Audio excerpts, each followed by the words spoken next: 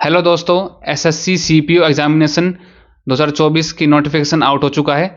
आज हम इसके वैकेंसी के बारे में बात करने वाले हैं। इसका एग्ज़ाम पैटर्न क्या रहता है इसके बारे में बात करेंगे और इसके अंदर हमारा एग्ज़ाम प्रोसेस क्या रहती है। इसके अंदर पीईटी और पीएसटी एक होता है, वो भी बात करेंगे। इसके अंदर एक टियर सेकंड भी होता है, उसके बारे में बात करेंगे। बहुत सारे तमाम चीज़ों के बारे में बात करेंगे। अगर आप इस फॉर्म को भरने वाले हो तो इस वीडियो को ज़रूर देखना और इस वीडियो को देखने के बाद में आपके जितने भी क्यूरी दिमाग में है, आपके जितने भी डाउट्स हैं इस एग्ज़ाम से रिलेटेड, सारे आपके सॉल्व हो जाएंगे। तो वीडियो स्टार्ट कर लेते हैं। सबसे पहले हम बात करने वाले हैं वैकेंसीज के बारे में। हमारी टोटल नंबर ऑफ वैकेंसी कितनी आई है इसकी।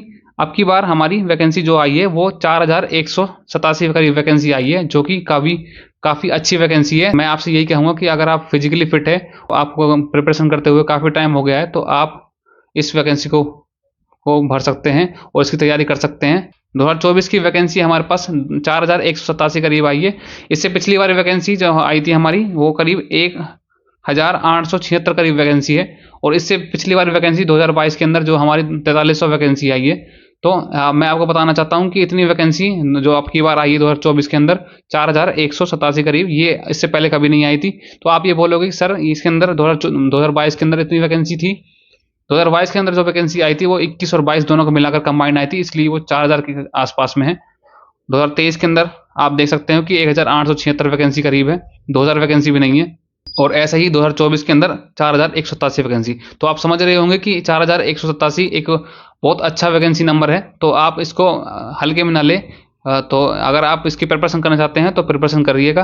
तो मैं आपको बीच में गाइड करने के लिए एक अच्छी वीडियो बना दूंगा, जिससे कि आपकी प्रिपरेशन में थोड़ी हेल्प मिलेगी। ठीक है, तो इसके वैकेंसी तो हमारे देख ली कितनी वैकेंसी आई है। उसके बाद हम जान लेते हैं इसके इंपॉर्टेंट डेट के बारे में। इसका जो एग्जामिनेशन का जो हमारा एप्लीकेशन फॉर्म है वो स्टार्ट होने वाला है 4 मार्च से। उसके बाद में जो इसका लास्ट डेट जो है वो 28 मार्च तक रहेगी। मतलब 4 मार्च से लेकर 28 मार्च तक आप इस फॉर्म को भर सकते हैं। उसके बाद आपको करेक्शन डेट भी दी हुई है। इसके अंदर हमारा एक करेक्शन डेट का एक ऑप्शन और आया है कि 30 और 31 तारीख के अंदर अगर आपने फॉर्म को भरते समय कुछ मिस्टेक कर दी है, तो आप 30 या 31 तारीख को कोई मिस्टेक आपने की है तो इसको आप ठीक कर सकते हैं। और एग्जाम के डेट के बारे में बताया गया है कि टीयर 1 का जो एग्जाम है इसका वो कब होगा, वो इसने 9, 10 और 13 मई को इसमें बताया हुआ है। और टीयर 2 एग्जामिनेशन के बारे में इसके अंदर बताया नहीं है। तो ये हो गई हमारा इंपॉर्टेंट डेट के बारे में कि आपको इस फॉर्म को 4 से लेकर 28 मार्च तक इस फॉर्म को भर सकते हैं। ठीक है, उसके बाद बात कर लेते हैं हम पोस्ट डिटेल के बारे में। पोस्ट डिटेल क्या होती है। इसके अंदर जो हमारी जो जॉब लगती है वो दिल्ली पुलिस के बारे में जॉब लगती है, दिल्ली पुलिस एसआई की जॉब लगती है। और साथ में एक सीएपीएफ का एक ऑप्शन आता है। सीएपीएफ के अंदर हमारे एक बीएसएफ आती है, सीआईएसएफ आती है, सीआरपीएफ आती है और आईटीबीपी आती है और एसएससी भी आती है। मतलब एक जगह आपके पास दिल्ली पुलिस हो गया और साथ में सीएपीएफ हो गया। तो ऐसी कुछ वैकेंसी आती है। इसके अंदर टॉप जो वैकेंसी है वो दिल्ली पुलिस वैकेंसी होती है। जो हमारे भाई बहन हैं वो दिल्ली पुलिस में ही सिलेक्शन लेने के लिए ही इस फॉर्म को भरते हैं, क्योंकि एक बहुत ही ज़्यादा रेपुटेड जॉब है। वर्कलोड थोड़ा ज़्यादा होता है पर इसके अंदर एक रेपुटेशन बहुत अच्छी होती है। इसका सैलरी वगैरह बहुत अच्छी होती है। मिलते हैं दिल्ली में आपको पूरी पोस्टिंग मिलती है। तो ये एक बहुत अच्छी अपॉर्चुनिटी मानी जाती है, इसलिए लोग दिल्ली पुलिस को ज़्यादा प्रेफर करते हैं। ठीक है, तो पोस्ट डिटेल तो ये हो गई। उसके बाद में बात करते हैं टेंटेटिव वैकेंसी के बारे में। जैसा कि मैंने आपको बता दिया कि टोटल नंबर ऑफ वैकेंसी 4187 करीब वैकेंसी है। और दिल्ली पुलिस की वैकेंसी की बात करें तो दिल्ली पुलिस की वैकेंसी इसके अंदर 125 करीब वैकेंसी है, जिसके अंदर हमारी ओपन से एक्स सर्विसमैन की वैकेंसीज और डिपार्टमेंट कैंडिडेट की वैकेंसीज भी जुड़ी हुई है। ठीक है, और फीमेल के अंदर दिल्ली पुलिस की जो वैकेंसी है टोटल वैकेंसी दी हुई है 61। ठीक है, इसके अंदर एज लिमिट के बारे में बात कर लेते हैं। आपकी एज है ना 20 से 25 के साल के बीच में होनी चाहिए। और आपका जो डेट ऑफ बर्थ है वो 2 अगस्त 1999 से लेकर 1 अगस्त 2004 तक होना चाहिए। आपको साइड में दिखा रहा होगा। ठीक है, 2 अगस्त 1999 से लेकर 1 अगस्त 2004 तक आपकी एज 20 या 25 साल के बीच में होनी चाहिए। ठीक है, और इसके अंदर एक एज रिलैक्सेशन भी दिया हुआ है। जो हमारे भाई बहन हैं जिनकी एज 25 प्लस हो गई है उनके लिए एज रिलैक्सेशन है, जो कि SC ST और OBC से बिलोंग करते हैं। SC ST को इसके अंदर 5 साल का, OBC के अंदर इसके अंदर 3 साल का और जो एक्स सर्विसमैन है उसके लिए भी 3 साल का दिया हुआ है। ठीक है दोस्तों, अब हम बात कर लेते हैं इसकी क्वालिफिकेशन की। आपके पास जो क्वालिफिकेशन है वो बैचलर डिग्री की क्वालिफिकेशन होनी चाहिए। वो किसी भी यूनिवर्सिटी से या किसी भी आप कोर्स से कर सकते हैं, जैसे कि BSc या BA या BCom किसी से भी हो सकती है वो। ठीक है, अगर आप इस वैकेंसी के अंदर दिल्ली पुलिस की वैकेंसी देखना चाहते हैं तो आपके पास में ड्राइविंग लाइसेंस होना कंपलसरी है। कि और इसके अलावा जो सीएपीएफ की वैकेंसी है, जिसके बीएसएफ हो गया और सीआईएसएफ हो गया, एसएसबी हो गई, इसके अंदर हमारे ड्राइविंग लाइसेंस की रिक्वायरमेंट नहीं होती। दिल्ली पुलिस के लिए स्पेशली आपके पास में एक ड्राइविंग लाइसेंस होना जरूरी है। ठीक है, तो ये जो ड्राइविंग लाइसेंस है मोटरसाइकिल या कार का आपके पास लाइट होना चाहिए, हैवी नहीं मांगा है इसके अंदर, लाइट मांगा है। ठीक है, 2 क्वालिफिकेशन है, एक तो बैचलर डिग्री होनी चाहिए किसी भी स्ट्रीम से ये, और आपके पास में अगर दिल्ली पुलिस देख रहे हो तो वो आपके पास में एक लाइसेंस होना चाहिए।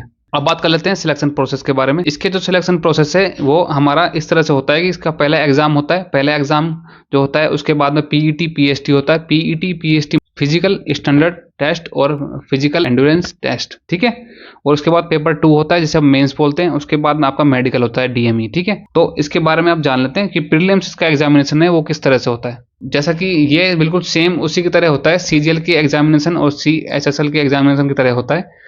जैसे कि इसके अंदर भी हमारे पास जनरल इंटेलिजेंस जिसे अपन रीजनिंग बोलते हैं, और जीके जीएस और इंग्लिश और क्वांटिटेटिव एप्टीट्यूड मैथ भी पूछी जाती है।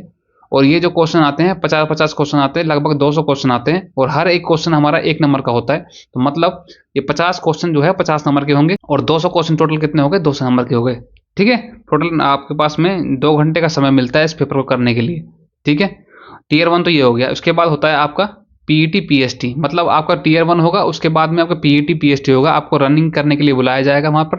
तो इसके अंदर यूआर, अगर आप यूआर ओबीसी और एससी के कैंडिडेट हैं तो आपके पास जो हाइट है वो 170 सेंटीमीटर होनी चाहिए, और फीमेल के अंदर 157 सेंटीमीटर होनी चाहिए। अगर आप एसटी से बिलोंग करते हैं 162.5 आपके पास में हाइट होनी चाहिए मेल के लिए, और 154 फीमेल के लिए होनी चाहिए। ठीक है, ये हो गया एसटी की। और अगर चेस्ट की बात करें तो चेस्ट के अंदर अगर आप यूआर ओबीसी और एससी से बिलोंग करते हैं तो आपकी नॉन एक्सपेंड में आपकी जो चेस्ट है वो साइज उसका 80 सेंटीमीटर होना चाहिए, और अगर एक्सपेंड करने के बाद में 5 सेंटीमीटर का आपको एक्सपेंड मांगते हैं, जिससे कि आपका 85 सेंटीमीटर का आपके पास में चेस्ट होनी चाहिए। ठीक है, अगर आप एसटी से बिलोंग करते हैं तो 77 आपकी सेंटीमीटर अनएक्सपेंडेड चेस्ट होनी चाहिए, और 5 सेंटीमीटर बढ़ा दोगे तो मतलब 82 एक्सपेंडेड चेस्ट मांगी जाती है इसके अंदर। उसके बाद बात करते हैं पीईटी के बारे में। पीएसटी के बाद में पीईटी आता है। पीईटी के अंदर आपसे रनिंग कराई जाती है, लॉन्ग जंप होता है, हाई जंप होता है, शॉर्ट पुट होता है, बहुत सारी चीजें होती है। जान लेते हैं क्या होता है इसके अंदर। अगर मेल की बात करें तो मेल के लिए आपके पास 1600 मीटर की रनिंग होती है, जो कि आपको 6.5 मिनट के अंदर पूरी करनी होती है, और उसके बाद में 100 मीटर की रनिंग होती है जो कि आपको 16 सेकंड के अंदर पूरी करनी होती है। उसके बाद आपके पास एक लॉन्ग जंप होता है, 3.65 मीटर का होता है, उसके लिए 3 चांस मिलते हैं आपको। एक हाई जंप होता है, वो कि आपके 1.2 मीटर के लिए होता है, उसके लिए भी 3 चांस मिलते हैं आपको। उसके बाद शॉर्ट पुट होता है, उसके शॉर्ट पुट जो होता है वो 4.5 मीटर का शॉर्ट पुट होता है, मतलब आपको एक गोला उठाकर गोला फेंकना पड़ता है, ये शॉर्ट पुट कहलाता है। ठीक है, ये जो शॉर्ट पुट है वो आपको रनिंग के बाद कराया जाएगा। फीमेल के बारे में बात कर लेते हैं कि फीमेल के लिए रनिंग जो है वो 800 मीटर की रनिंग है, और 4 मिनट के अंदर उनको पूरी करनी है। उसके बाद में 100 मीटर जो है वो फीमेल को 18 सेकंड के अंदर पूरी करनी है, और लॉन्ग जंप, हाई जंप और शॉर्ट पुट जो है वो 3 चांस मिले हुए हैं मेल और फीमेल दोनों को। 2.7 मीटर तो आपके पास में लॉन्ग जंप होना चाहिए फीमेल के लिए, और 0.9 मीटर आपके पास में हाई जंप होना चाहिए, और शॉर्ट पुट आइलैंड फीमेल के लिए नहीं है। इसके अंदर बात कर लेते हैं दूसरे पेपर के बारे में। दूसरा जो इसका एग्जामिनेशन होता है मेंस का एग्जामिनेशन होता है, जिसके अंदर इंग्लिश कॉम्प्रिहेंशन पार्ट पूछा जाता है। इंग्लिश के अंदर क्या क्या पूछा जाता है, जैसे कि आपको पता भी है, और एग्जाम के अंदर भी सेम यही चीज़ आती है। इंग्लिश के अंदर हमारे वोकेबलरी आती है, सिनोनिम एंटोनिम आ गया, ईडियम फ्रेज आ गया, वन वर्ड सब्स्टिट्यूशन आ गया, और पैसेज वगैरह या क्लोज टेस्ट आ गए। तो बहुत सारी चीज़ें हैं ये पूछी जाती है, ग्रामर पूछी जाती है। ठीक है, तो ये जो क्वेश्चन आते हैं वो 200 क्वेश्चन करीब आता है, और ये जो मैं आपको बताना चाहता हूँ 200 क्वेश्चन 200 नंबर के ही होते हैं, एक क्वेश्चन 1 नंबर का होता है, और इस पेपर को करने के लिए टियर 2 करने के लिए आपके पास में 2 घंटे का समय मिलता है। ठीक है, तो आप देख पा रहे होंगे कि इंग्लिश का अलग से एक पेपर लिया जा रहा है 2 घंटे का फिजिकल के बाद में। तो मतलब आपके पास में अगर आपकी इंग्लिश अच्छी है और आपका फिजिकल अच्छा है, और इसके अलावा आपके 3 सब्जेक्ट जो है जैसे कि जीएस हो गया, रीजनिंग हो गया और मैथ हो गया, इसके अंदर थोड़ी बहुत कमांड भी है ना, तो आप इस पेपर को क्रैक कर सकते हो इजीली। ठीक है, पर आपकी जो कमांड है वो इंग्लिश के अंदर अच्छी होनी चाहिए, तभी आप इस एग्जाम के अंदर अच्छा कर पाओगे। ठीक है, और इसके अंदर नेगेटिव मार्किंग की बात करें, नेगेटिव मार्किंग जो है इसकी 0.25 मार्क्स है, 1/4 मार्क्स की है। मतलब अगर आप 4 क्वेश्चन गलत करते हो तो आपका 1 नंबर और कटेगा। ठीक है, 1 क्वेश्चन गलत होगा। एनसीसी सर्टिफिकेट होल्डर वालों के लिए एक बेनिफिट है इसके अंदर, अगर आपके पास में एनसीसी का सी सर्टिफिकेट है तो आपके पास में 10 मार्क्स मिलेंगे इसके अंदर। और अगर आपके पास बी सर्टिफिकेट है तो इसके अंदर 6 मार्क्स मिलेंगे आपको। और अगर आपके पास में ए सर्टिफिकेट है तो आपको 4 मार्क्स मिलेंगे इसके। तो ये नंबर जो होते हैं एनसीसी वालों को अलग से फ्री में डोनेट किए जाते हैं, ठीक है। उसके बाद में ये आपका पीईटी पीएसटी हो गया, टियर 2 हो गया, उसके बाद में ये हो गया। और ये मैं आपको बताना चाहता हूँ कि जो वैकेंसी है वो 4200 पे ग्रेड की वैकेंसी, बहुत ही सुनहरा मौका है आपके लिए। और इतनी वैकेंसी आज तक कभी आई नहीं है, क्योंकि जो 2022 के अंदर वैकेंसी आई थी वो 2021 और 22 दोनों को मिलाकर वैकेंसी आई थी। और ये जो वैकेंसी है इसके अंदर 4187 करीब वैकेंसी है। और मैं आपको बताना चाहता हूँ ये वैकेंसी क्या एग्ज़ाम डेट भी आपको बता दिया गया है। अपनी प्रिपरेशन के अंदर जल्दी लग जाइए। और उसके बाद में आपको पता नहीं चलेगा कि कब कब में आपके फिजिकल हो गया, उसके बाद में आपका टियर सेकंड हो गया।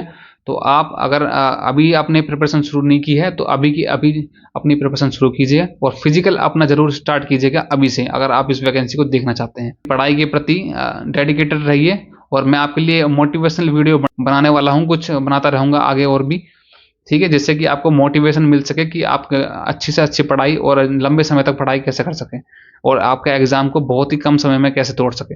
तो ये आज हमने बात की एसएससी सीपीओ के पूरे नोटिफिकेशन के बारे में कि हमारा किस तरह से इसके अंदर वैकेंसी आती है, किस तरह से हमारा ये प्रोसेस होता है एग्ज़ाम का, दौड़ वगैरह का, ठीक है। तो टोटल हमने बात की आज। आई होप कि आपको सब कुछ समझ में आ गया होगा।